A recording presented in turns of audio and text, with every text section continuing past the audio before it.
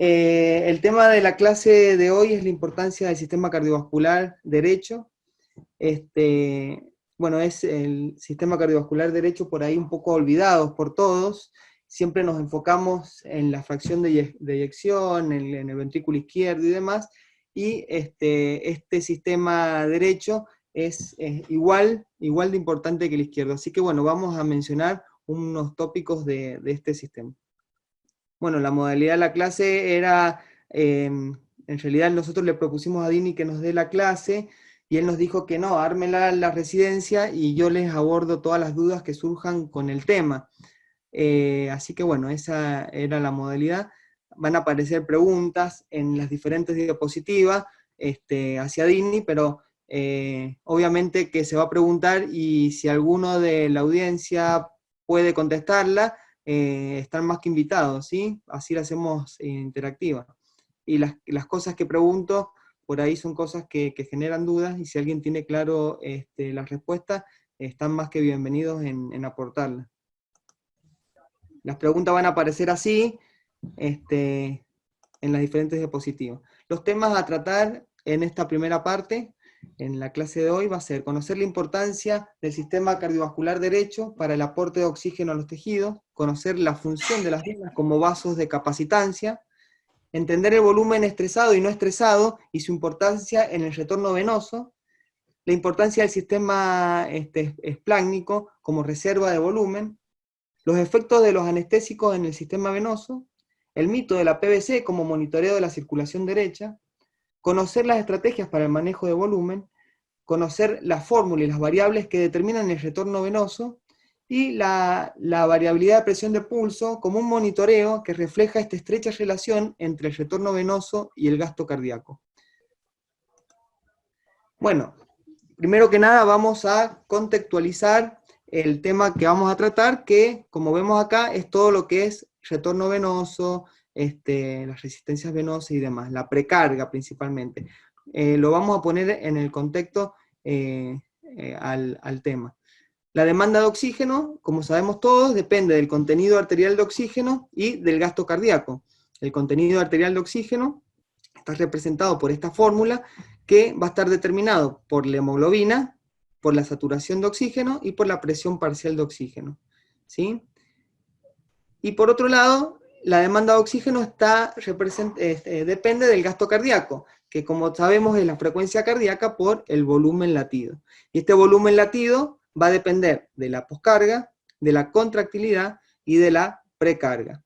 A la vez la precarga va a estar determinada por el retorno venoso, y este retorno venoso va a estar determinado por la presión media de llenado sistémica, la presión de la aurícula derecha y las resistencias venosas. Y esta presión media de llenado sistémica va a estar estrechamente relacionada con el volumen estresado. El retorno venoso es un flujo. Como sabemos, el flujo necesita que haya una diferencia de presión entre un extremo y el otro. Estos dos extremos de los que hablamos sería la presión de la aurícula derecha y la presión media de llenado sistémico. Como hay diferencia de presión entre ellos, hay un flujo, que es el retorno venoso. Y las resistencias venosas, que es lo que se opone a este flujo. Bueno, ¿cómo está distribuida la sangre? Y he aquí la importancia del sistema venoso. El 65% de la sangre de nuestro cuerpo está en el sistema venoso. El resto está en el sistema arterial. Del 65%, el 30% está en volumen estresado, circulante. O sea que después lo vamos a explicar bien a qué significa esto, pero es con la sangre con la que contamos para hacer nuestras actividades y demás. La sangre que está fluyendo todo el tiempo. El 30% es volumen estresado. Y el 70% es volumen no estresado, de reserva, ¿sí? Es reserva de sangre que se puede movilizar a la circulación cuando sea necesaria. O sea que el sistema venoso no solamente nos lleva la sangre a la aurícula derecha, sino que actúa como un reservorio sanguíneo para mantener de forma constante el flujo de sangre hacia el corazón. Bueno, acá vemos las venas, vasos con mucha capacitancia. Bueno, en este gráfico vemos, está representado el volumen, ¿sí? Y la presión. Acá vamos a ver cómo la sangre acumula muchísimo volumen, ¿sí? Y levanta pocas presiones, o sea, puede acumular 1 litro de volumen, puede aumentar 1 litro de volumen y solamente va a aumentar 20 milímetros de mercurio de presión, ¿sí? No así las arterias. Las arterias aumentan muy poco volumen y ese poco volumen que aumentan genera un gran aumento de presión. Esto habla de que las venas tienen mucha compliance o capacitancia, ¿sí? Pueden acumular mucho volumen sin levantar tanta presión. Bueno, acá vemos en el gráfico cómo la estimulación simpática le saca un poco de capacitancia a las venas, o sea que aumentan volumen, pero les aumenta más la presión, y la inhibición simpática hace lo contrario, le da más capacitancia, ¿sí? Acá repasamos algunos conceptos. La capacidad venosa es el volumen de sangre contenido a una determinada presión. La compliance son los cambios de volumen versus los cambios de presión. O sea, mientras más volumen le entre y levante muy poca presión, grandes cambios de volumen y pequeños cambios de presión, habla de que es un sistema con mucha compliance. La capacitancia es la distensibilidad por el volumen.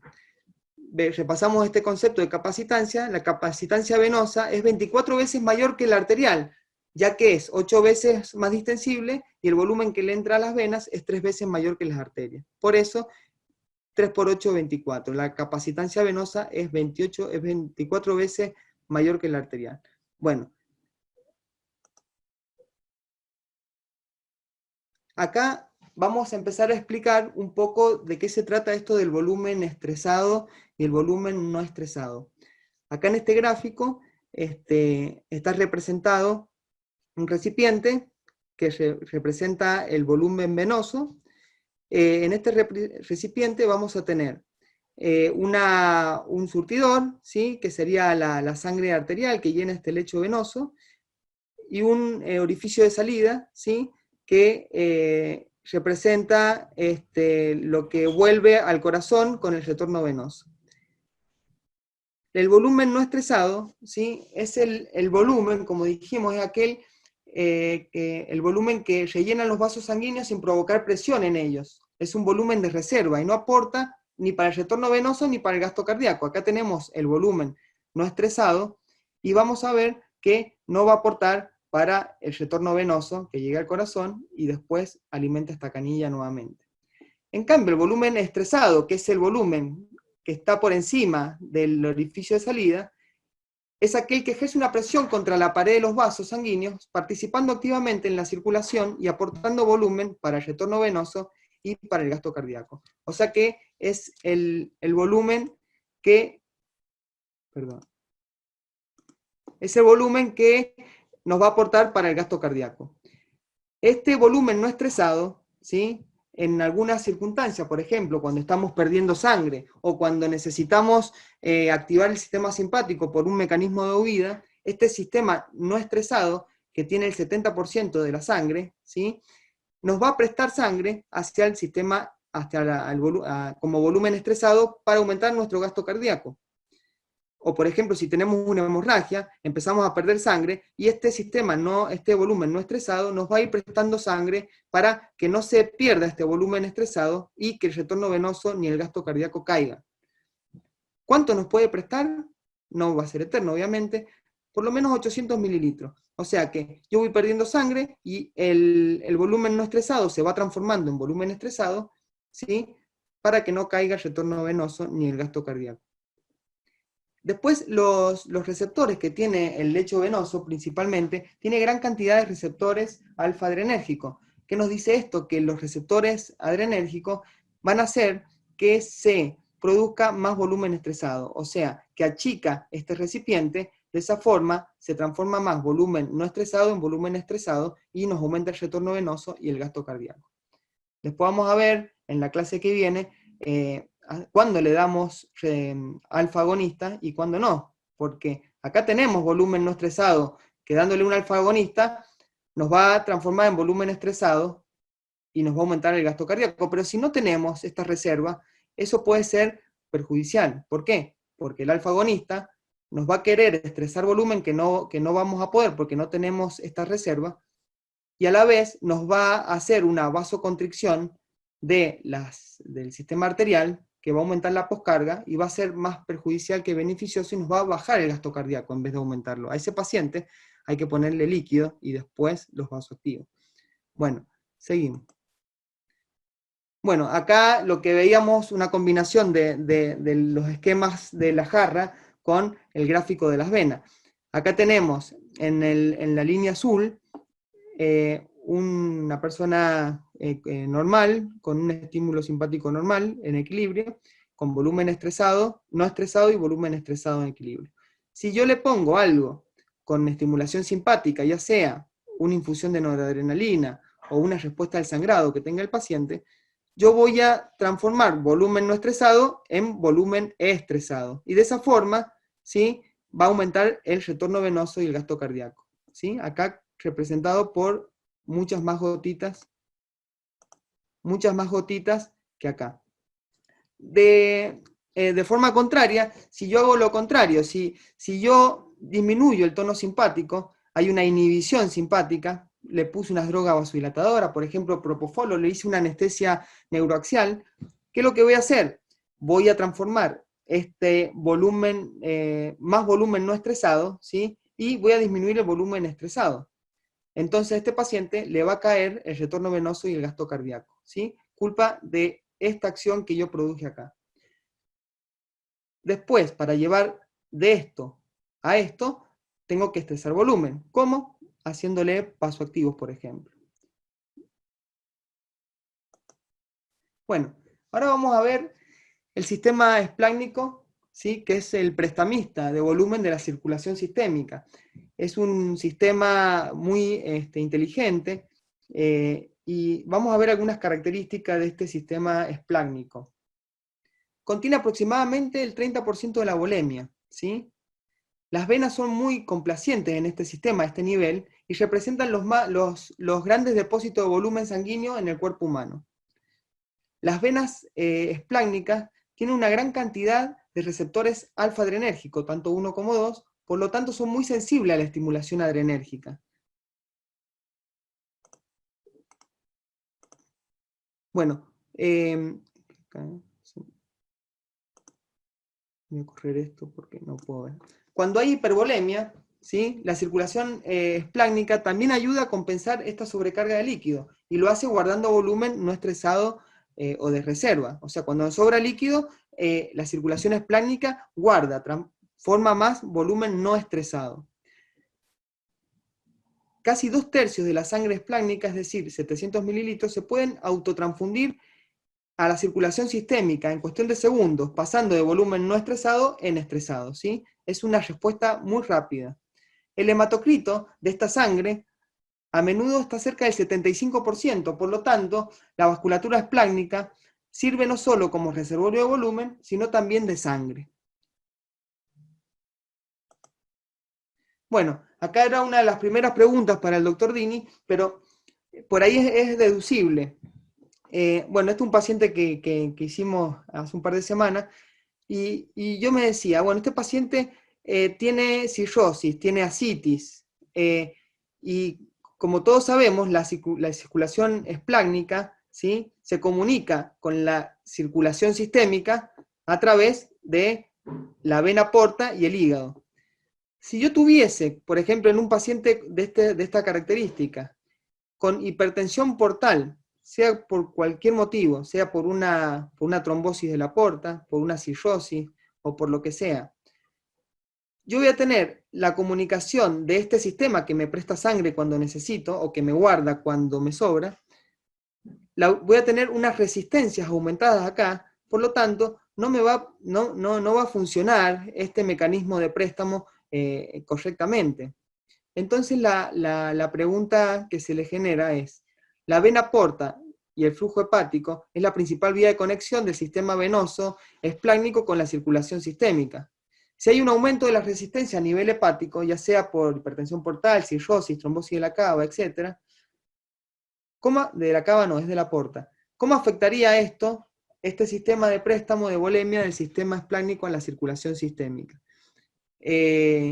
Bueno, si alguno tiene alguna experiencia con esto y lo puede contestar, bueno, están más que bienvenidos. Yo, dando mi humilde respuesta, por ahí es la correcta o no, no lo sé, pero yo creo que va a haber resistencia y que va a costar un poco más que el sistema esplácnico nos preste a la circulación sistémica. Por ahí con el desarrollo de colaterales y demás, hacen como un bypass de todo esto, pero quizás estos pacientes no respondan de la misma forma al estímulo adrenérgico para estresar volumen. No sé si alguno tiene alguna respuesta o que conozca sobre el tema, está más que bienvenido. Che, Marce, como vos decís, me parece que no hay, si bien hay una obstrucción, pero tampoco no es tan significativo como para no responder una respuesta simpática. Es más, toda la generación de colaterales que se produce en pacientes cirróticos suele compensar esta disminución de precarga, ¿sí? Ante un estímulo simpático. Eso es lo que, por lo menos, y basado en la experiencia, no sé si a ustedes, vos tenés un paciente cirrótico y demás, cuando le pones un alfa periférico, ¿te da la sensación que no responde? No me parece. Sí. Pero bueno, vamos a seguir viendo el tema y bueno, vamos a tratar de seguir deduciéndolo entre todos, ¿no? Es un poco más basado en la experiencia, pero no te digo que lo tengo sacado de un libro de algo, ¿sí? Bien, perfecto. Sí, yo creo Hola, que... Marce. Sí, Mauro. Mauro. Bien. Si querés, después lo vemos al final, así terminan la charla, pero para que lo vayan pensando. Hay un tema particular en el caso del cirrótico, es que hay una alteración de la circulación esplácnica por la fibrosis que hay a nivel hepático, y que en general son pacientes que son hipovolémicos, pero con un aumento de la volemia, y lo que vos usás, el vasopresor, lo terminás usando para generar aumento del tono vascular sistémico, no puntualmente para el estrés de volumen. Lo dejamos ahí, lo charlamos al final. Dale, perfecto. Bueno, seguimos. Entonces vamos a contestar las preguntas al final de la clase, así no queda tan interrumpida. Bueno, gracias por los aportes. Bueno, nos distraemos con un ejemplo. Acá, por ejemplo, obviamente se va a trabajar el marido, esto pasó en Bariloche, y viene el amante, viene antes de tiempo el marido, y bueno, esta persona que tiene que salir corriendo para salvar su vida, ¿qué pasa? Activa el sistema simpático, hay un aumento de las catecolaminas circulantes, como resultado, la sangre se trasloca del sistema esplácnico hacia la circulación sistémica. Y acá hacemos una acotación que en el flujo sanguíneo esplácnico puede reducirse de 1500 mililitros a 350 mililitros en segundos para aportar sangre a la circulación sistémica, ya sea ante una situación como acá la de la foto, o ante una hemorragia, o por la administración de un alfa adrenérgico exógeno. O sea que realmente es rápido y es un verdadero prestamista. Bueno, esta curva, la curva de Bellamy, es muy importante tenerla en cuenta. ¿Por qué? Porque acá tenemos los fluidos óptimos para el paciente. Cuando le estresamos mucho volumen, le estresamos, y no le pasamos líquido, vamos a tenerlo el paciente en este lado, un paciente deplesionado de líquido, y va a tener sus complicaciones, como hipoperfusión tisular, hipoxia tisular o fallo de órgano. Por otro lado, si al paciente le pasamos líquido, le hacemos propofol, le pasamos líquido, nos vamos a ir para el otro lado, y acá vamos a tener otras complicaciones, desde aumento de la mortalidad, edema de tejidos, más prolongación del tiempo del respirador, fallo de órganos y demás. Entonces, lo fundamental es mantenernos acá en esta parte de la curva, ¿sí? con el estrés, manejando bien el tema del estrés de volumen, ¿sí? No irnos ni para un lado ni para el otro. Esto es una pregunta que después la hablamos al final de la clase. ¿Qué parámetros hemodinámicos y clínicos son confiables para darme cuenta en qué punto está mi paciente de la curva de Bellamy? Dicho de otro modo, ¿cómo se da cuenta hasta cuándo puedo seguir estresando volumen con vasoactivos sin desprecargar a mi paciente, y cuándo es el momento de empezar a pasar líquido sin sobrehidratar a mi paciente? ¿Sí? ¿Cómo uno se da cuenta de esto y cómo lo va manejando? Después la contestamos. Pero bueno, ténganla en la mira. Bueno, otra curva importante, que todos la conocemos, es la ley de Frank Starling. Por más líquido que le demos, llega un punto que este no aumenta el gasto cardíaco. Acá vemos en la curva cómo tenemos el aumento de la precarga, la infusión de líquido, por ejemplo, va aumentando el volumen sistólico, ¿sí? En esta parte, la pendiente ascendente de la curva, vamos a ver que es una zona precarga dependiente. Aumento la precarga, aumenta el volumen sistólico. Pero llega a la derecha acá de la curva, donde aumentos de la precarga, ya no aumenta el volumen sistólico, acá se aplana. Este paciente es un paciente no respondedor a volumen, o es la zona esta de precarga independiente. Esto es obviamente por las fibras miocárdicas, que mientras más estiramientos tienen por el aumento de la precarga, mejor se contraen. Bueno, acá vamos a ver dos situaciones sin volumen estresado y con disminución de la precarga, de la presión venosa central, de la presión y del gasto cardíaco. Son dos situaciones donde no tenemos volumen estresado, ¿sí? Y tenemos disminución de todos los parámetros hemodinámicos. Pero acá tenemos una hipovolemia relativa. Esto es un paciente, por ejemplo, una revisión de cadera, que por ahí le hacemos raqui general, porque son cirugías largas, y tenemos un paciente con muchísimo volumen no estresado y muy poco volumen estresado, producido por nosotros, una hipovolemia relativa. Y del otro lado tenemos un paciente que en la cirugía sangró mucho, que le pasamos líquido y demás, pero bueno, una gran cantidad de sangrado, y este paciente tiene disminución del monitoreo hemodinámico, de todos los parámetros hemodinámicos, pero adentro está pasando otra cosa totalmente diferente. Bueno, estos son extremos, obviamente, pero la pregunta que va acá en esto es, cuando una cirugía larga, que el paciente sangra, yo le paso líquido, y se hace muy engorroso este balance de líquidos, y tiene una anestesia con raquidia, con general, ¿cómo yo me doy cuenta si tengo un paciente así o si tengo un paciente así? Porque en eso también repercute la respuesta y el tratamiento que yo le voy a dar a este paciente. Sí, obviamente que conocemos un montón de monitores para poder deducir un poco esto, que después lo vamos a ir viendo, pero es importante conocer lo que pasa con el volumen no estresado, ¿sí?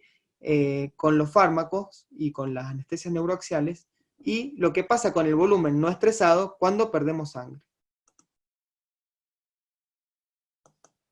Bueno, acá esto es una representación gráfica, me encantaron los tanquecitos, así que hice varios.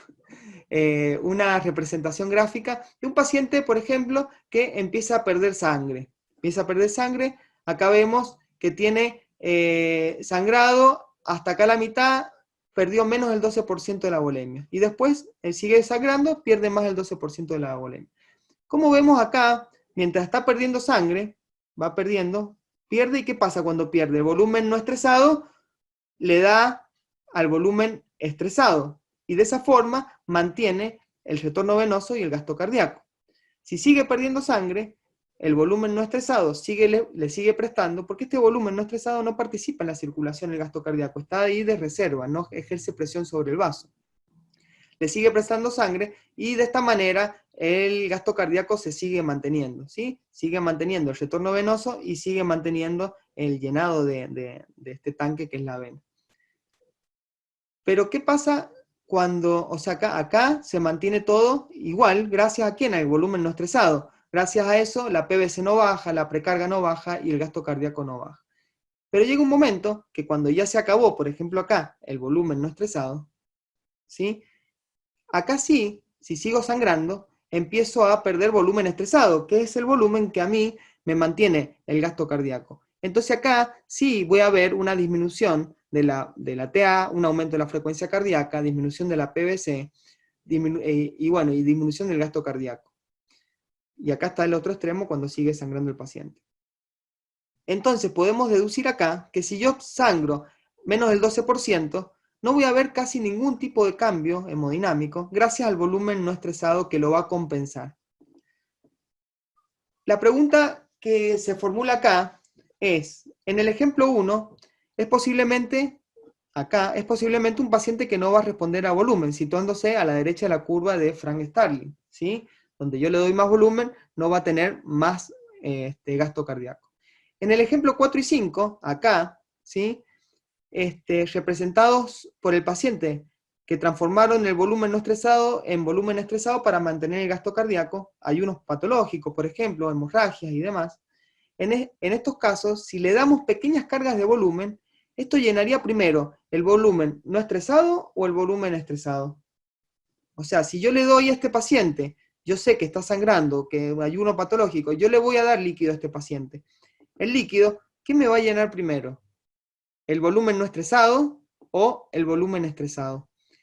Entonces, en caso de llenar primero el volumen no estresado, que es el volumen que no participa en el gasto cardíaco, estaríamos frente a un paciente falsamente interpretado como no respondedor a volumen, ya que el volumen no estresado no aporta para el gasto cardíaco, y la curva de Frank Starling debería ser una S itálica. O sea que a este paciente yo le pongo líquido, y si se me viene acá, no me va a aumentar el gasto cardíaco. Entonces, yo voy a decir, bueno, no, este paciente es no respondedor a volumen. Lo voy a estar interpretando como del gráfico 1, erróneamente. O sea, a lo que va la pregunta es que si se llena primero este volumen, la curva o la administración de fluido en relación al volumen sistólico debería ser así. ¿Por qué? Yo le pongo líquido, lleno el volumen no estresado. Después cuando se llena, sigo poniendo líquido y empieza a aumentar el gasto cardíaco. Y después obviamente vamos a tener esta etapa acá, donde yo le ponga más volumen, no va a aumentar el gasto cardíaco. Bueno, esto es una duda que hubiera estado bueno que la conteste el doctor Dini, pero bueno, la dejamos tildada y al final de la clase, si alguno sabe la respuesta o la puede ir buscando, la puede compartir. Yo no la sé. Es una duda que se me planteó.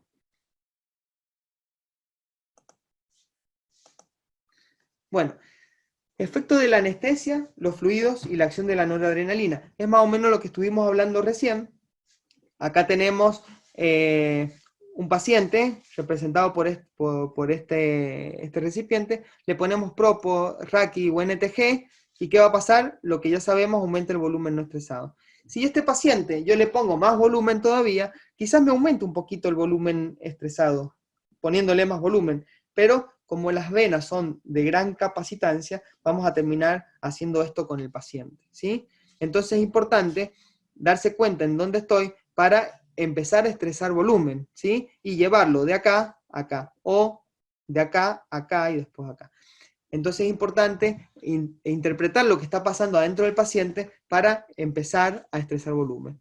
La pregunta que se formula, que estoy seguro que más de uno lo sabe porque lo hace todos los días, ¿cuál es la dosis de estrés de volumen y en base a qué cálculo?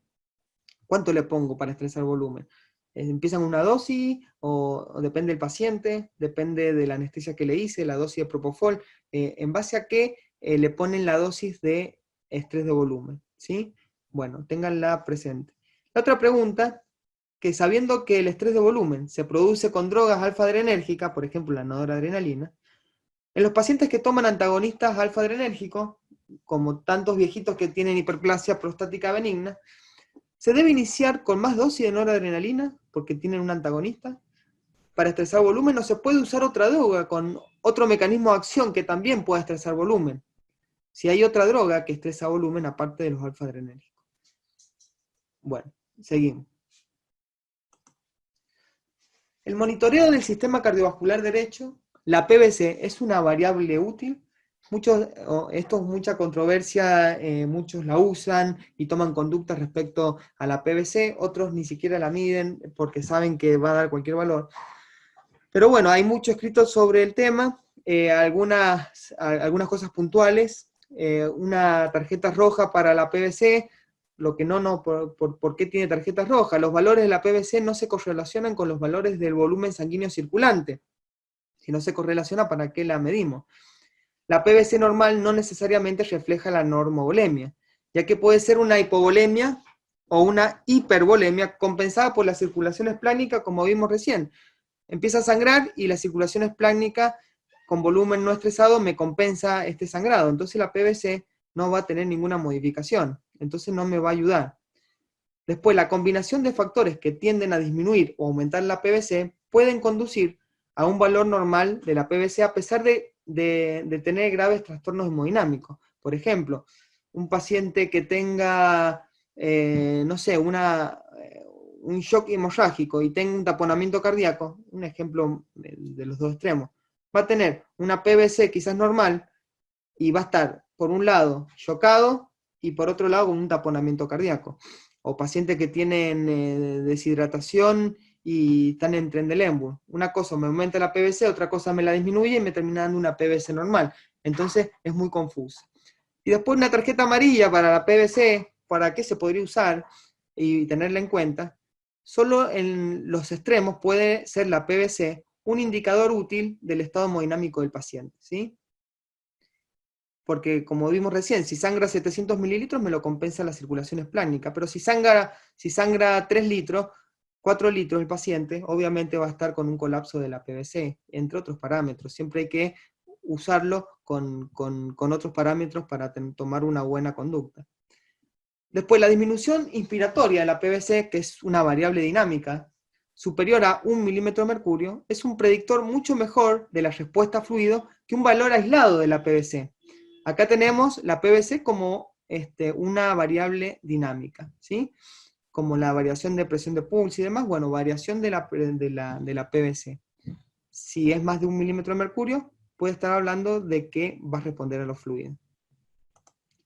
Bueno, este gráfico, seguramente todos ya lo vieron, es una publicación viejísima, donde ven la expansión de volumen y cómo responde la PVC. ¿Y qué se vio acá? Que no tiene ningún tipo de correlación, ¿sí?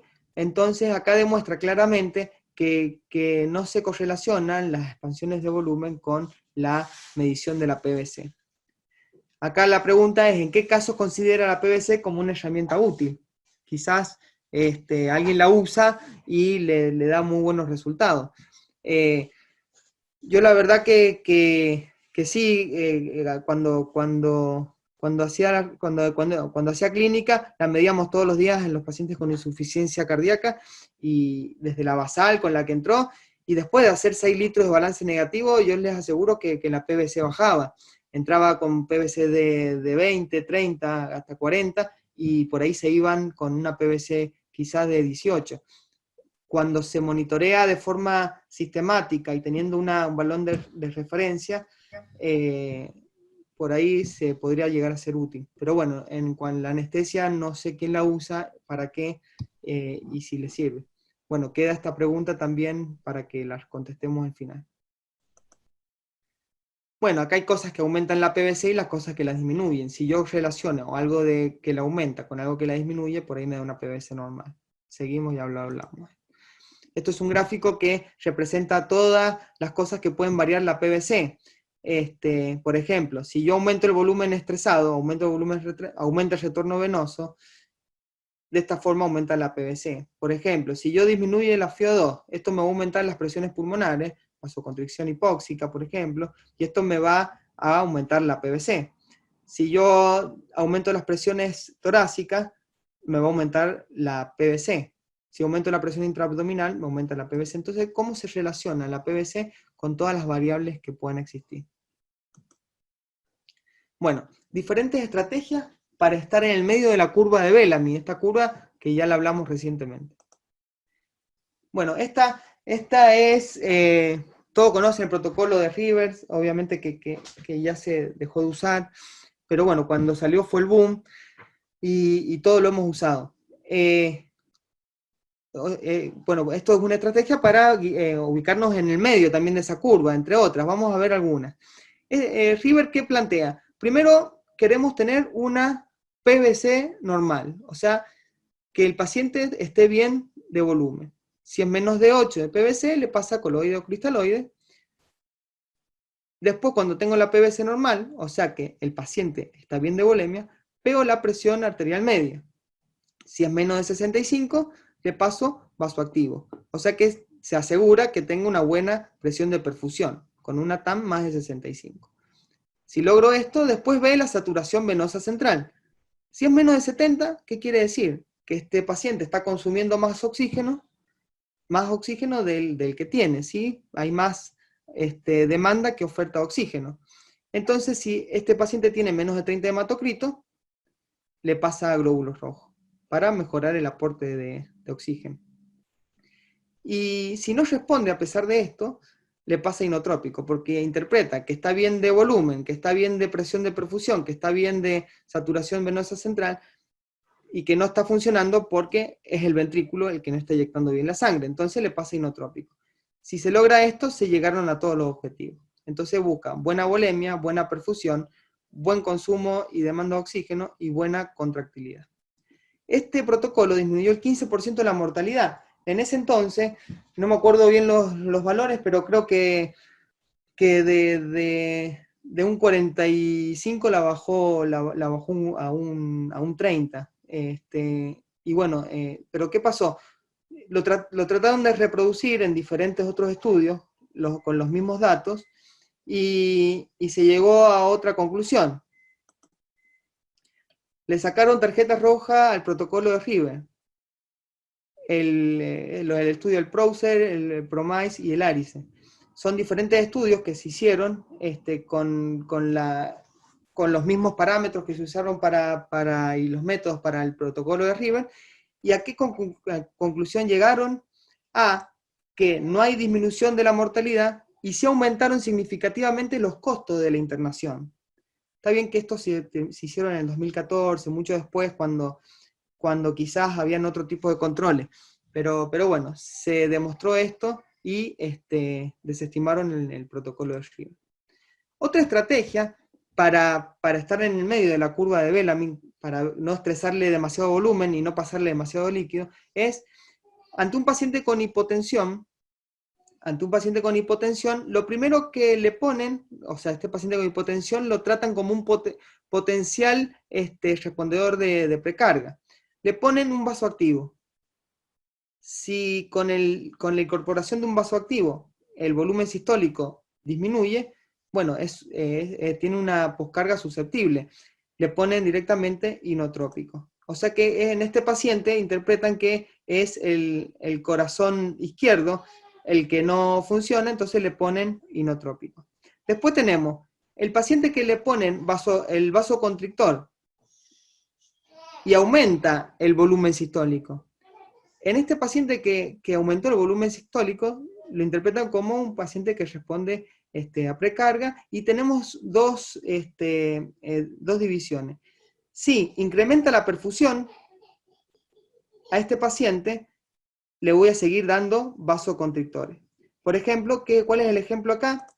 Es este. Es un paciente que está hipotenso, que yo le pongo un vasoconstrictor y me aumenta el gasto cardíaco, claro, porque yo el volumen no estresado lo estresé y me aumentó el retorno venoso y el gasto cardíaco, entonces, y aumentó la perfusión de los tejidos, entonces este paciente va a necesitar que sigamos con los vasoconstrictores.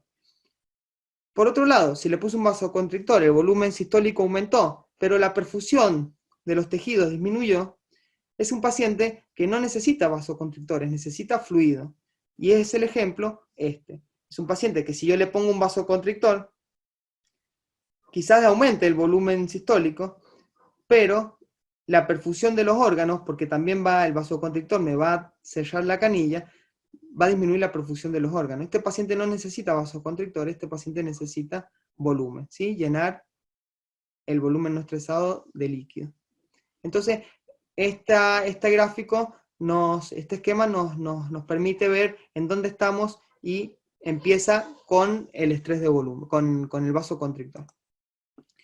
Después, bueno, el protocolo PAUSE, donde acá es más que nada ecocardiográfico, empieza con ecocardiografía y llega a ver si tiene buena precarga el paciente y buena contractilidad, veo. ¿Tiene buena precarga y contractilidad? Sí. Entonces este paciente no le falta líquido, empiezo con vasoactivo. Si no tiene buena precarga y contractilidad, le veo la vena cava inferior. Si está colapsada, le doy volumen. Y si está dilatada, le doy inotrópico. Y también tiene en cuenta el eco pulmonar, si tiene líneas B, que le está sobrando líquido y demás. Entonces, guía la fluidoterapia para estar en el medio de la curva de Bellamy a través de la ecocardiografía. Yo no creo que sea uno mejor que el otro, por ahí sí combinarlo, ¿sí? La pregunta que se le formula es, en su experiencia, ¿cuál es el mejor método para dirigir una fluidoterapia? Sabiendo que hay muchas controversias con respecto a esto. ¿Y qué piensa de estas estrategias mencionadas? Siendo el protocolo de Shiver, comienza con la PVC, porque lo primero que mide es que el paciente esté bien de volumen, o comenzar con este protocolo, este esquema, comenzar poniendo vasoactivo, esto es del 2019, o comenzar con un ecocardio, y de esta forma dirigir la fluidoterapia y ponerlo al paciente en el medio de la curva de Bellamy. Bueno, otro tema es el efecto de los anestésicos en el sistema cardiovascular. ¿El propofol aumenta o disminuye el gasto cardíaco? Yo estoy seguro que si discutimos este tema, la mitad va a decir que lo disminuye, la otra mitad que lo mantiene igual. Así que bueno, vamos a revisar un poco qué pasa con el propofol. Bueno, en este artículo que muestra la repercusión hemodinámica con el propofol, muestra acá en la tabla el gasto cardíaco, cómo se mantiene con la administración de propofol, con bajas dosis, moderadas y altas dosis. El gasto cardíaco se mantiene sin modificaciones. Las dosis de propofol que se usa están acá, y los otros parámetros, no vamos a ver uno por uno obviamente, pero la PVC, con las diferentes dosis de propofol, la PVC va bajando mientras más dosis le damos. Después, la resistencia venosa también van bajando mientras más dosis de propofol le damos, y la presión de llenado sistémica media también va bajando a medida que le doy más propofol. Después vamos a ver cada una de estas variables, pero el gasto cardíaco se mantiene igual. Entonces, en la fórmula de gasto cardíaco que aparece en varios artículos, gasto cardíaco es la diferencia de presión, la presión media de llenado sistémica, menos la PVC sobre la resistencia vascular. Como vemos, la presión de llenado sistémica disminuye, la PVC disminuye, pero las resistencias vasculares también disminuye. Entonces, esta hace que se mantenga el gasto cardíaco sin modificaciones. En esta curva, lo que vamos a ver es cómo con las bajas dosis de propofol y las altas dosis de propofol, sí hay una disminución de la PVC con más dosis de propofol, pero el gasto cardíaco, que lo tenemos acá, la PVC es normal, ¿sí? El gasto cardíaco no disminuye con altas dosis y con bajas dosis de propofol, pero sí la PVC. Entonces la pregunta, con la cantidad de controversias que hay sobre el tema, ¿qué opina sobre el propofol y el gasto cardíaco? Entonces esto, bueno, después lo discutimos. Bueno, la fórmula que vimos recién, es interesante saber de dónde viene para entender qué pasa con todo esto del gasto cardíaco, del retorno venoso y demás. Así que bueno, esto es la parte por ahí más aburrida, pero más interesante. ¿De dónde viene esta fórmula?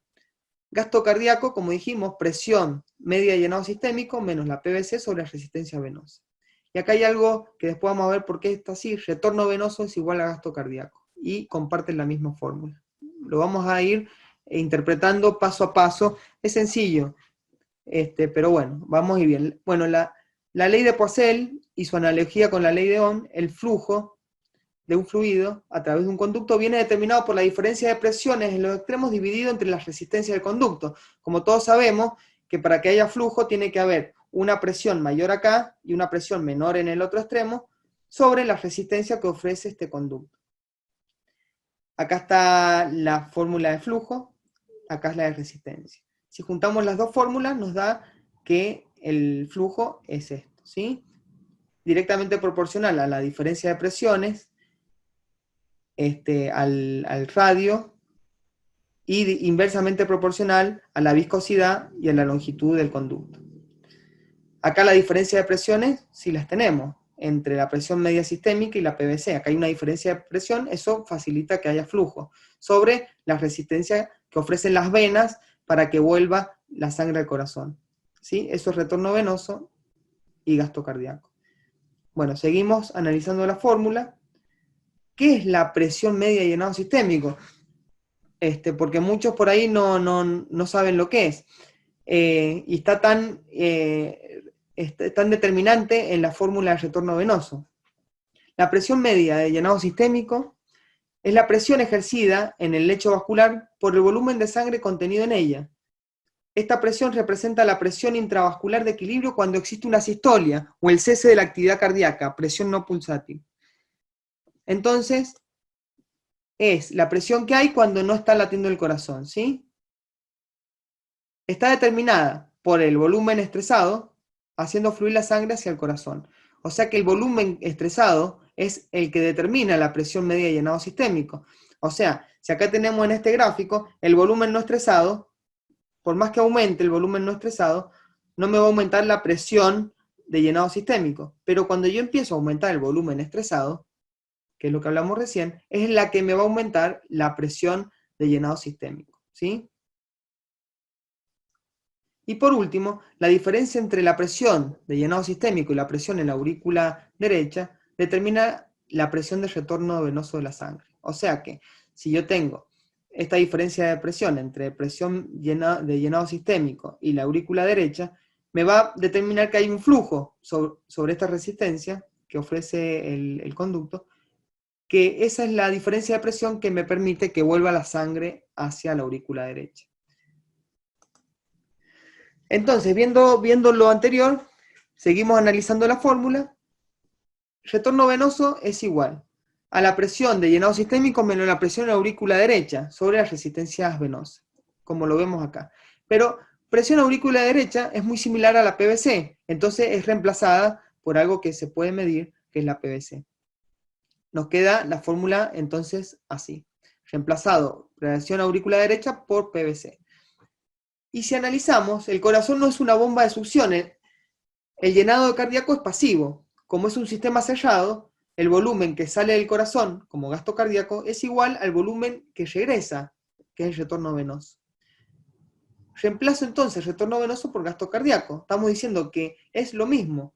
Gasto cardíaco, entonces me queda presión de llenado sistémico menos la PVC sobre las resistencias venosas. De esta forma queda formulada la fórmula del gasto cardíaco, que es la que vimos en la diapositiva anterior. ¿Y qué nos quiere decir todo esto? Gasto cardíaco es igual al retorno venoso. Por eso es tan determinante el retorno venoso en el gasto cardíaco. A veces suena raro, por ahí uno siempre decía, bueno, el retorno venoso es importante para el gasto cardíaco, entonces la pregunta que se formula, ¿considera que el gasto cardíaco es igual al retorno venoso? ¿O simplemente que el gasto cardíaco está influenciando de forma directamente proporcional al retorno venoso? Pero bueno, hay mucho escrito sobre esto, y como el corazón es una bomba que no succiona, sino que de llenado pasivo y todo lo que entra tiene que salir, porque es un circuito cerrado, el gasto cardíaco es igual al retorno venoso. Acá en este gráfico, para ver un poco las variables, acá tenemos la presión arterial diastólica y en el eje vertical tenemos el retorno venoso. Si yo, teniendo en cuenta la fórmula, aumento la presión de llenado sistémico y mantengo constante las resistencias vasculares, o sea, aumento esta presión y esto lo mantengo constante, el retorno venoso va a aumentar, porque aumenté lo que está en el numerador. Por lo contrario, si yo aumento las resistencias vasculares y mantengo constante la presión de llenado sistémico, obviamente el retorno venoso va a disminuir. La interpretación de la fórmula se puede ver acá representada en este gráfico. Bueno, esto lo voy a pasar, es retorno venoso versus gasto cardíaco, si esto aumenta directamente proporcional así, o si hay un momento donde por más retorno venoso que tenga, el gasto cardíaco ya deja de aumentar. Bueno, esta es otra pregunta que es interesante, porque yo si digo, el retorno venoso es igual al gasto cardíaco, si yo tengo un paciente con una falla izquierda de tipo sistólica, con el gasto cardíaco disminuido, obviamente, la fracción de eyección está disminuida, el gasto cardíaco disminuido. Si esto, o sea, viene la sangre del corazón derecho, pasa por el pulmón y llega al corazón izquierdo, el corazón izquierdo no lo puede eliminar, el gasto cardíaco disminuye. ¿Qué pasa con el retorno venoso? ¿El retorno venoso disminuye también o se mantiene igual? Porque si el retorno venoso se mantiene igual y el gasto cardíaco, o sea, lo que entra es 10 y el gasto cardíaco sale 5, hay 5 que me están faltando, que se van a encharcar en el pulmón. Esto no representa la relación retorno venoso igual al gasto cardíaco. O quizás es como está el dibujo de acá abajo. Si yo disminuyo el gasto cardíaco porque el ventrículo izquierdo no tiene una buena fracción de eyección, como disminuyo el gasto cardíaco, como sale poco, va a entrar poco. Y se mantiene la relación, gasto cardíaco igual a retorno venoso. O la otra opción es que en un principio se pase esto, por eso hay edema agudo de pulmón, y que se terminan equiparando las presiones, disminuye el gasto cardíaco, aumenta la presión acá, en el pulmón, y después aumenta en la aurícula derecha, y por ende, si aumenta la presión en la aurícula derecha, va a haber menos retorno venoso, y termina siendo así. O sea, que empiece así, y termine así. Bueno, esto es para un caso para analizar un poco la relación de gasto cardíaco igual a retorno venoso. Lo hablamos después, pero bueno, una representación de la fórmula, ¿no? Con un caso clínico. Bueno, vamos a otra cosa. Los fármacos no son el problema, sino cómo y cuándo los usamos. Entonces acá, ¿qué tenemos acá? Esto es una administración de un bolo rápido de propofol. Vemos en amarillo el sitio efecto y en rojo la dosis en el plasma, ¿sí? En el sitio efecto amarillo, en el plasma. Un bolo rápido de propofol, ¿qué pasa? Tenemos 10 en el sitio efecto y tenemos 35 microgramos mililitros en el plasma. Y todo esto, esta dosis aumentada, son lo que va a producir los efectos adversos. Versus un bolo lento, tenemos en el sitio efecto 8, y en el plasma tenemos 12. O sea que no aumenta tanto, tenemos como 20 y pico menos de microgramos mililitro en el plasma por hacerle un bolo lento. Y por ende los efectos adversos van a ser menores. Entonces acá, con el bolo rápido vamos a terminar produciendo esto, con el propofol, esta vasodilatación, versus, bueno, y quizás acá también lo produzcamos, pero quizás en menos medida. O sea que por ahí el fármaco no es el problema, sino cómo lo usamos, ¿no? Este estudio, lo que ve es el efecto de la presión arterial con el bolo rápido y bolo lento de propofol. Entonces vemos cómo la presión arterial en el bolo lento se interpreta con la raya roja y el bolo rápido la raya azul. Vemos cómo con el bolo rápido la presión arterial cae drásticamente, sobre todo en los primeros 2 minutos, después no hay caída significativa. Y en el bolo lento, cómo se mantiene la presión arterial con unas caídas graduales. Y entonces esto es importante, ¿por qué? Porque si a un paciente hipertenso le disminuyo la TAM más del 30%, las probabilidades de hacer un infarto perioperatorio o intraoperatorio aumentan el 20%.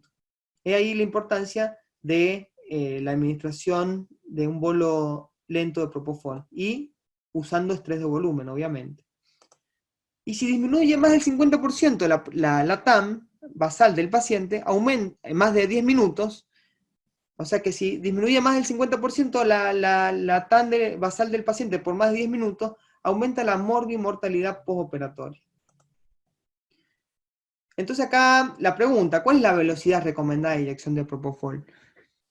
¿Hay alguna velocidad que decir, bueno, le tenés que pasar en 4 minutos, en 2 minutos? Bueno, los que usan obviamente TCI y esas cosas lo setean. Y la otra pregunta, ¿en qué pacientes, sacando los alérgicos, no usaría propofol a pesar de una inyección lenta y con un adecuado estrés de volumen de noradrenalina? Otra pregunta, ¿el estrés de volumen con noradrenalina lo recomienda previo a la infusión del propofol, inmediatamente después o en simultáneo? Bueno, bueno, como en los chicos del hospital siempre me ven, yo siempre le pongo 3 microgramos de noradrenalina a la ampolla de propofol, y en forma simultánea. No sé cómo estresan volumen la mayoría, pero si es antes, es en simultáneo o es después. Bueno, acá, por ejemplo, también lo suelo hacer frecuente. El propofol lo pongo de forma retrógrada en la guía. Acá, desde un extremo al otro, te entran 100 miligramos de propofol hasta que llega acá, y después va con el goteíto y va cayendo en 2 o 3 minutos, y el paciente no le pasa el bolo de propofol, obviamente. Entonces ahí va cayendo el propofol. Una forma de administrar de forma lenta el propofol. Entonces cada uno tiene la suya. Después, bueno, los mecanismos por lo que producen esta vasodilatación en el propofol. Y la importancia del tejido adiposo perivascular. Bueno, el tejido adiposo perivascular, o sea, la grasa que rodea los vasos, se encuentra por fuera de la capa de adventicia y rodea la mayor parte de los sistemas venosos sanguíneos. El tejido adiposo perivascular es capaz de atenuar la contracción de los vasos por la acción de varios agonistas, incluida la fenilefrina, serotonina, angiotensina, etc. Y también es capaz de aumentar la relajación vascular en presencia de propofol. Es como un modulador de la contracción y de la relajación de los vasos, ¿sí? Este tejido adiposo perivascular. Entonces acá vemos cómo el propofol activa el tejido adiposo perivascular, acá en azul, para que produzca óxido nítrico, también al endotelio para que produzca óxido nítrico.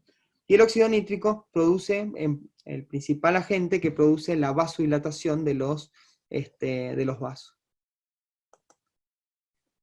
Entonces, podríamos deducir que un paciente que tiene poco tejido adiposo perivascular y le damos propofol, va a hacer esto, y el que tiene mucho va a hacer esto, ya que ese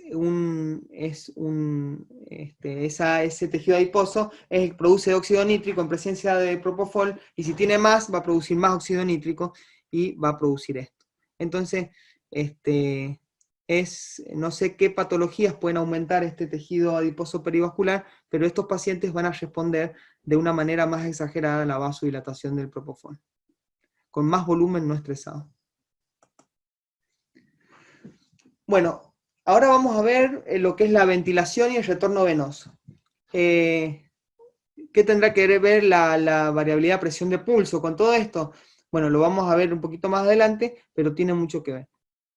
La variabilidad de presión de pulso, creo que todos lo saben, pero es la diferencia entre la onda de pulso más alta y la más baja, ¿sí? Con la respiración. Con una variabilidad de presión de pulso más del 13%, tiene un valor predictivo positivo del 94% y un valor predictivo negativo del 96%, para predecir un aumento en 15% del gasto cardíaco con una carga de 500 mililitros de cristaloide. Acá vemos cómo con la presión positiva del respirador tenemos una disminución de la presión de pulso. Entonces, si yo calculo esta variabilidad, me va a dar un número. Si es más del 13%, este paciente va a responder a volumen. Si es menos del 13%, no. Entonces la podemos incorporar acá la curva de Frank-Starling. En esta pendiente, donde yo le pongo volumen y aumenta el gasto cardíaco, vamos a tener una variabilidad más del 13%. En esta parte, con precarga independiente, donde yo le pongo más volumen y no va a aumentar el gasto cardíaco, vamos a tener una variabilidad de menos del 13%. Entonces acá puse al alcance de todos. ¿Por qué? Porque todos tenemos un monitor, por ejemplo donde le ponemos variabilidad de presión de pulso. Entonces, si tiene una línea arterial conectada, me la va a marcar acá. Me va a dar el número, más del 13%, menos del 13%. Y por ahí, monitor un poco más viejo, también se puede calcular. Medio engorroso, pero si es indispensable y hay que hacerlo, se hace de la siguiente forma. Esta es la fórmula. Acá tenemos la fórmula y vamos a ir reemplazando los valores que vamos tomando acá para entender la fórmula.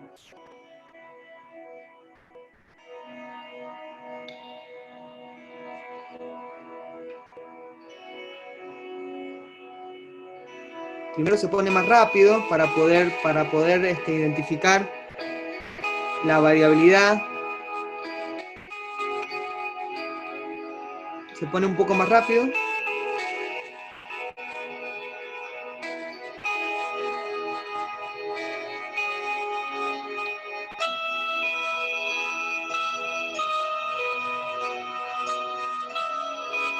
Y entonces ahí lo que hay que hacer ahora es poner pausa y poder medir y reemplazar estos valores en la cuenta de variabilidad de presión de pulso.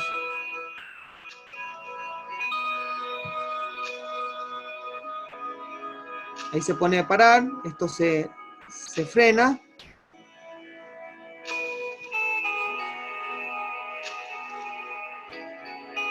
Y ahora se mide.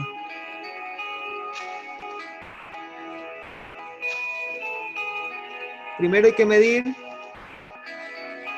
la onda más grande, la presión más alta a la que se llega. Ahí va subiendo hasta que marca la presión más alta. Ahí tenemos 151. Entonces pongo acá 151. Y ahora en esa misma onda tengo que medir la presión más baja a la que se llega.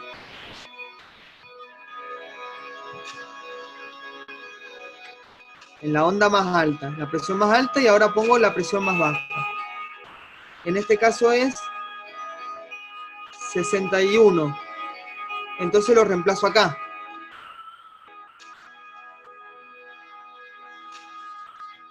Después hago lo mismo, pero con la onda más, con la onda más chica. Pongo lo máximo de la onda más chica, que es 134, menos lo mínimo de la onda más chica, que en este caso es 68. Entonces ahí, reemplazo los valores y hago la cuentita esta que se puede sacar de cualquier lado, poniendo estos valores, y me da en este caso que la variación de presión de pulso es del 35%. Entonces este paciente va a responder a volumen. ¿Qué tendrá que ver esto con el retorno venoso?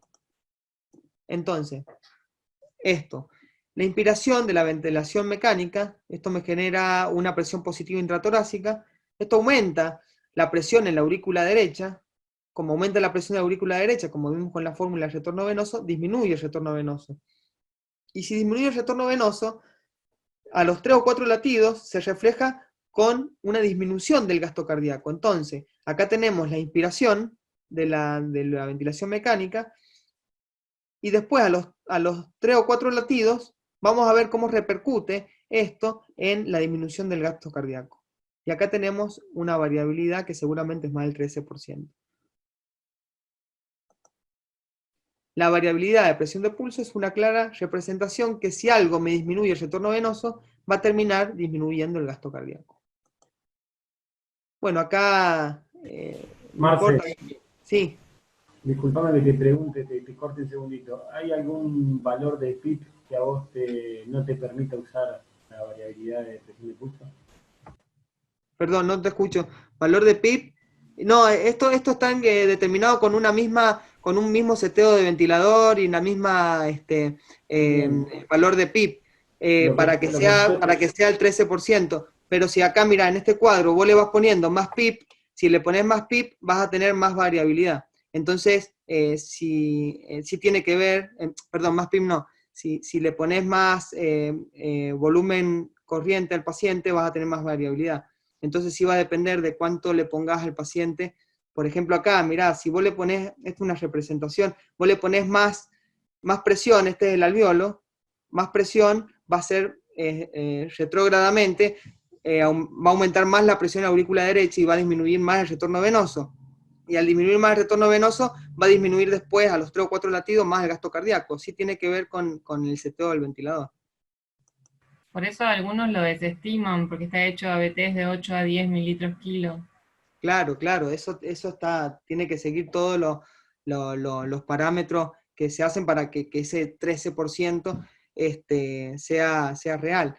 Esto se descubrió hace muchísimo y se empezó a usar no hace tanto, pero bueno, está descrito hace bastante. Eso que dice Agu, que recién dijo Agu, que esa presión de variabilidad de pulso se mide con BT de 8 a 10, lo sabía. Pensé que también el tema de la PIP quizá generaba también algún cambio. Y hay mucho, mirá, Rama, hay mucho escrito sobre la PIP y el gasto cardíaco. Yo he visto artículos que dice que no te lo disminuye, porque tiene que ver, es muy complejo, las presiones pericárdicas y demás, porque la PIP te hace una repercusión de varias presiones que te terminan por dar quizás un gasto cardíaco normal. Pero bueno, después lo hablamos con Mauro y los demás para ver bien cómo es este tema. Pero hay mucho escrito sobre la PIP y la variabilidad y el gasto cardíaco. Después lo hablamos ahora, ya quedan 2 o 3 diapositivas y lo conversamos.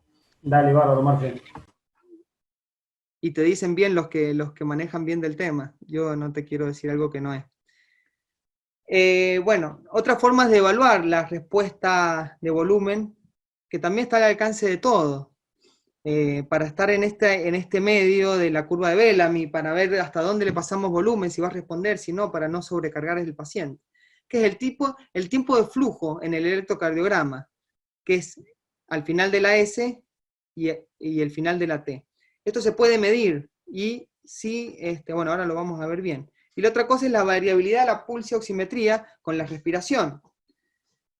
O sea, es como existe la variabilidad en la curva de pulso, también lo puede haber en la variabilidad en la pulsioximetría, que eso también puede representar, si va el paciente, hay mucha variabilidad, va a responder o no a volumen. Acá la pregunta que se le hace es, ¿qué correlación tiene la variabilidad de presión de pulso con la variabilidad de la curva del pletismógrafo en relación a la respuesta a volumen? ¿Hay un número o un punto de corte para esta variabilidad del pletismógrafo? Porque muchos, obviamente que vas a hacer una vesícula y no le pones una arterial, pero ves el saturómetro que tiene mucha variabilidad y decís, che, no, a este le falta líquido, o mejor dicho, le va a responder a líquido, y no hay un valor de corte ni nada. Por eso la pregunta es si hay un punto de corte y qué relación tiene, si está estudiada esa relación, ¿no? Y ahora vamos a ver el tiempo de flujo en el electrocardiograma. ¿Qué es lo que es el tiempo de flujo? Es la diferencia, la medición entre el final de la onda S y el final de la onda T. Si este tiempo de flujo es menos de 300 milisegundos, me va a hablar de hipovolemia. Si es más de 300, me va a hablar de hipervolemia. Si yo le realizo al paciente una elevación pasiva de los miembros inferiores, y el tiempo de flujo aumenta 15 milisegundos, es un paciente que va a responder a volumen. Bueno, eso en cuanto al electro. Y después vamos a tocar 2 palabras de esto, porque después lo vamos a ver en la clase que viene con el tema de los vasoactivos y el estrés de volumen y demás. Es también cuándo pasar líquido y cuándo pasar vasoactivo, ¿sí? Para estar en el medio de esta curva de Bellamy. Es con la onda de pulse, de pletismográfica del saturómetro. Acá vemos el paciente normal que tenemos la dícrota esto lo publicó la gente del HPC, Tussman, Cecilia Costa y demás. Tenemos la dícrota en el medio de la curva, en el tercio medio de la curva. Si vemos, si el paciente empieza a sangrar o le pongo un vasoconstrictor, vamos a ver que la dícrota sube, está en el tercio superior de la curva. Esto habla de que el paciente, hay una vasoconstricción moderada, y acá la curva baja tanto que ni se le ve la dícrota. Es un paciente que está muy vasocontraído, un paciente, por ejemplo, que tenga un sangrado, y baja la curva y está muy vasocontraído. Este paciente hay que pasarle líquido, obviamente. Por el otro lado, vemos la vasodilatación, y se puede ver a través de la representación de la curva. Acá vemos la dícrota, por ejemplo, que esté en el tercio inferior, o separada, o acá vemos, por ejemplo, una onda negativa. Este es un paciente que está muy o severamente vasodilatado. Obviamente este paciente va a responder a los vasoactivos. Por ejemplo, en este lado de la curva, el vasodilatación puede ser un shock séptico que tiene vasodilatación y resistencias bajas, y acá podemos hablar de un shock hemorrágico. ¿Cómo ver la curva? Entre otros parámetros, nunca usarla sola, entre otros parámetros, cómo ver la curva del pletimógrafo nos puede ayudar para decir cómo es el estado hemodinámico del paciente. Bueno, acá por ejemplo, acá un paciente que se le pone un bolo de fenilefrina, y vemos cómo la dícrota empieza acá, en el tercio medio, y vemos cómo termina en el tercio superior. Como vemos que este paciente se está haciendo una vasoconstricción y se ve reflejada en el pletimógrafo. Bueno, para los que se durmieron, ya estamos terminando. Muchas gracias.